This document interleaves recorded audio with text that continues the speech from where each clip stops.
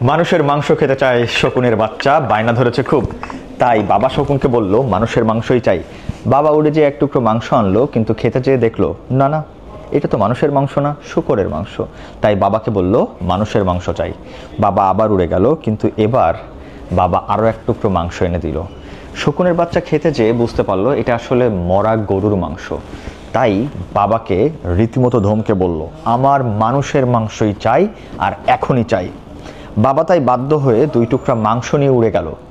শূকরের মাংস ফেললো মসজিদের সামনে, আর গরুর মাংস ফেললো মন্দিরের সামনে।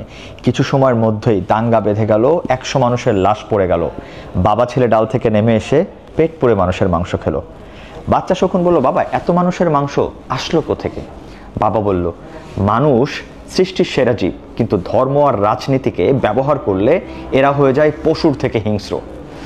তখন সন্তান বলল বাবা তুমি এত খারাপ, ধর্মকে ব্যবহার করলে?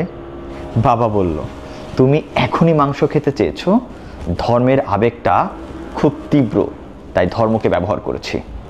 রাজনীতিও একই জিনিস, তবে সেটা ব্যবহার করলে এটা আরও লং লাস্টিং হতো। সন্তান তখন বলল বাবা তোমার মাথায় আসলেই অনেক বুদ্ধি। বাবা বলল আরে বোকা, এটা তো শিখেছি আমি মানুষ থেকেই। কারণ এই মানুষের ভিতরেই কিছু মানুষ যখন অনিষ্ট তৈরি করতে চায়, তখনই হয় ধর্মের নামে, না হয় রাজনীতির নামে এভাবেই করে। আমি তো শুধুমাত্র অ্যাপ্লাই করলাম।